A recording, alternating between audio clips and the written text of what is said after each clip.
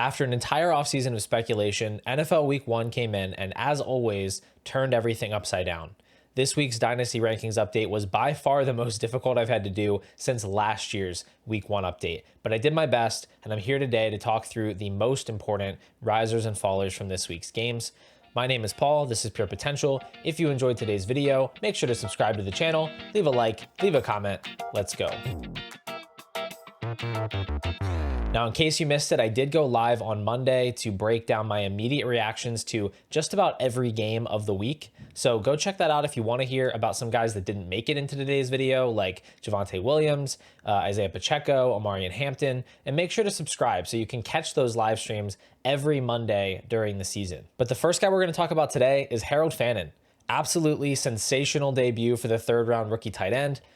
During the preseason, it became clear that Fannin was going to have a role right away in this offense, but I don't think that anyone expected this. This tweet from Dwayne McFarland really demonstrates just how wild and unconventional the usage was for Harold Fannin in Week 1. He played 72% of the snaps, ran 67% of the routes.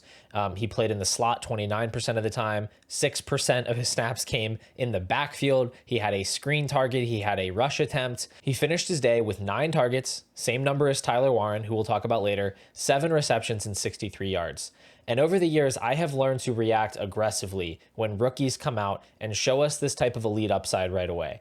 You just hit on these players far more often than you miss, and you can hit in a massive way that's simply not possible with veteran players. If you were somebody that bought high on Brock Bowers or Puka Nacua after their first career games, then you know this is true. There is simply no better path to acquiring difference-making production than buying in on these rookies with elite debuts. I guess the only better path would be drafting them in rookie drafts when they were way, way cheaper, which thankfully I was able to do a lot when it comes to Harold Fannin. But he is especially a guy I want to be aggressive about because he is fresh off of one of the most dominant college tight end seasons we've ever seen. At Bowling Green in 2024, he caught 117 passes for 1,555 yards and 10 touchdowns in 13 games. Yes, he fell to the third round of the NFL draft and in most rookie drafts because there was uncertainty about whether his relatively poor tested athleticism and his small school production were going to translate to the NFL. And I think those were reasonable concerns. But after Week 1, we have confirmation. It does translate. He was making plays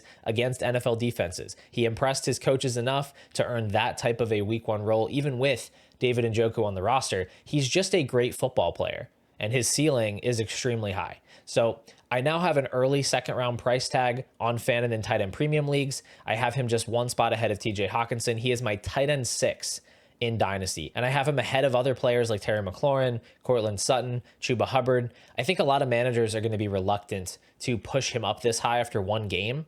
So he's going to be one of the players that I target most in trades this week as a classic buy high opportunity. I want to buy him at an elevated price that I don't think is going to be the final price. I'm not ready to send first round picks for him yet, but anything short of that I think should be on the table. And then his teammate, David Njoku, he has to be a faller this week. He moves down from tight end 9 to tight end 11 in my rankings. Now, the good news for David Njoku is that he didn't lose a lot of playing time to Harold Fannin, if any. He still ran 79% of the routes, which is quite high for a tight end. He still led the team in routes at tight end. The issue is that he wasn't targeted very frequently on those routes. According to the Fantasy Points data suite, David Njoku received a first read target just 8% of the time in Week 1 compared to 24% for each of Judy, Tillman, and Fannin. For what it's worth, this is a one-game sample, but compared to last year, Njoku had a 21% first read target share. Now, David Njoku is not dead by any means. He's still in my late second tier. I think he's still a good player. He hasn't been efficient in a while, but it's hard to be efficient when you play in the Browns offense. But as I said, he's a full-time player in a pass-heavy offense. I think he's going to have better games than this. But if Harold Fannin is an ascending talent and Cedric Tillman is more than a flash in the pan, this target squeeze is just inevitable. And then when you add in the likely downgrade at quarterback when the Browns turn to Dylan Gabriel or Shedeur Sanders, which is almost certainly coming at some point this season, it's just hard to be very excited about a 29-year-old tight end in Dynasty. Next, we come to Emeka Egbuka, and I made the case a couple of weeks ago that you were better off holding Egbuka through the first few weeks of the season rather than selling high on preseason hype. Thought there was some asymmetric upside here. Turns out that was a pretty good call. He came through in his first game with 4 catches for 67 yards and 2 touchdowns, and he has since entered the Dynasty stratosphere. Everything I said about reacting aggressively to strong rookie debuts applies to Egbuka as well. And obviously, I've moved him up significantly because we got a lot of positive information. We know he's a full-time wide receiver for the Buccaneers. He is capable of getting open and making plays against professional NFL defenders. But at the same time, I do want to offer a tiny dash of reality as well. If half of Egbuka's catches didn't occur in the end zone, the market wouldn't be reacting quite so aggressively to his debut. I just want to offer, for comparison's sake, Tet McMillan's first career game versus Egbuka. McMillan actually had the higher target share with similar per route efficiency, and he is just not receiving the same fanfare at all. As far as rankings are concerned, I still prefer McMillan and Travis Hunter to Emeka Egbuka, but I did move him ahead of A.J. Brown, ahead of Garrett Wilson, and even Devon Achane in my overall rank. So a very promising start, something he can build on, but we also do want to keep it within reason and not just look at the touchdowns and the fantasy points. Now, we still have several more players to get to today, but if you're interested in seeing the full set of rankings, which will be updated every Monday throughout the season, consider signing up for YouTube membership. You can hit the plus on the subscribe button or the link in the description to sign up and get access to private Discord channels, weekly live streams, and as I mentioned, those Dynasty rankings. Now, our next guy here is Tyler Warren, and he's our third rookie of the day so far. Those tend to be a lot of the biggest movers in the first game of the season as we get clarity on their roles and their talent. Tyler Warren was featured early and often as the Colts demolished the Dolphins on Sunday. Warren ran nearly all of the routes for the team while the game was still relatively close. He was targeted on 39% of those routes. He accounted for a 31% target share overall with an obscene 3.3 yards per route run. He was insanely dominant in his first career game, and really everything has gone right for Tyler Warren so far. He dodges the Anthony Richardson bullet. He's confirmed that he's going to play a full-time role. He flashed elite target earning and efficiency. He got multiple manufactured touches, including a rush attempt, and Daniel Jones and the offense looked better than expected. So I have moved him up to my tight end 3 in Dynasty, and I've moved him up aggressively in the overall rankings in tight end premium from 60th to 35th overall. So top 3 round startup pick if I was drafting today in a tight end premium format. This was a little bit of a miss on my part. I wasn't crazy low on Warren. He was still my tight end 5 prior to this game, but I did have Colston Loveland ranked ahead, but I don't want to be stubborn. I respond to new information, and the new information on Warren is very, very exciting. So again, top 36 asset for me in tight end premium. I'm really not sure it's even possible to buy him right now, but if you drafted him, just sit back and enjoy the ride. This is not fool's gold. I think this is the start of something really, really exciting with Tyler Warren. And then just to briefly touch on the other pass catchers on this Colts team, Michael Pittman is a riser after his strong week 1. I had already moved him up some in prior weeks as I anticipated him being healthier this year, Daniel Jones being named the starter. But he did get another bump after this game where he flashed some of that same target earning that he showed us back in 2023 when he caught 109 passes for over 1,100 yards. Now, that's a really high bar for this year with Tyler Warren looking so impressive and potentially being the top target earner, and Josh Downs still there factoring in. But a top 24 season, I think, is in the range of outcomes for Pittman. I think he's hovering in that early second round range, and that's going to come at the expense of Josh Downs, who is perhaps the player I've been the most stubborn about this offseason. In my defense, Josh Downs is an excellent wide receiver. You can just ask Matt Harmon, the wide receiver guy himself, who graded Josh Downs' 2024 season as 90th percentile versus man and 92nd percentile versus zone. Like, the dude can play. Unfortunately, the Colts have pigeonholed Josh Downs into this slot-only role, which in week 1 led to about a 50% route rate, and that's just not going to get it done for fantasy purposes. Now, in a negative or even a neutral game script, I think we should expect Josh Downs to creep up closer to 70%, maybe even 75% of the routes. And I think his per route numbers are going to improve from what we saw in week 1 as he's further removed from that hamstring injury he suffered a few weeks ago. But regardless, he has to be a faller this week. He looks like the third target in the offense for the time being. More of a wide receiver 3 flex type of guy than potentially a wide receiver 2, which I thought was possible. So unfortunately, that moves him down to wide receiver 38 in my rankings and 91st overall. Now we need to talk about this bizarre Seattle backfield, which did not play out in my favor in week 1. Now, I don't regret being on the Kenneth Walker hype train this offseason from a process standpoint. And certainly I had good company there in analysts like Ryan Heath and Jacob Gibbs that were also very high on him. But this is not what you want to see if you are a Kenneth Walker believer or drafter. So this is how the backfield broke down in week 1. This chart courtesy of Jacob Gibbs. Zach Charbonnet played 58% of the offensive snaps, with Walker playing just 40%. Charbonnet led the team in carries, 12-10. He was a little bit more efficient on the ground, 47 yards rushing versus 20. He got the lone touchdown.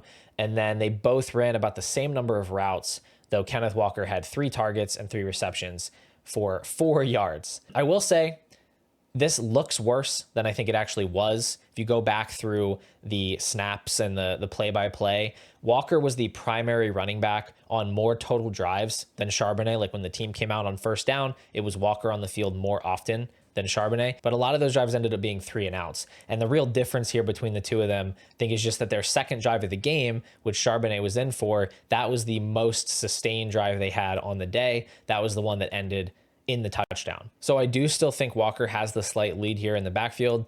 I still think he's the better player personally.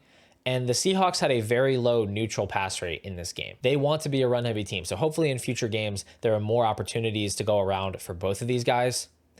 Obviously, Kenneth Walker is not Jahmyr Gibbs and the Seahawks are not the Lions. But if this offense can get its act together, I think there could be a lot of expected running back points to go around. And I think Walker is explosive enough to maximize those opportunities and still be a very usable fantasy running back, even if this is more of a 60-40 or even 55-45 split, as opposed to, what I was hoping, which was more of like a 70-30 type of split. It's impossible to avoid moving him down after what we saw in week 1, which is why he's moved from my running back 13 to my running back 18.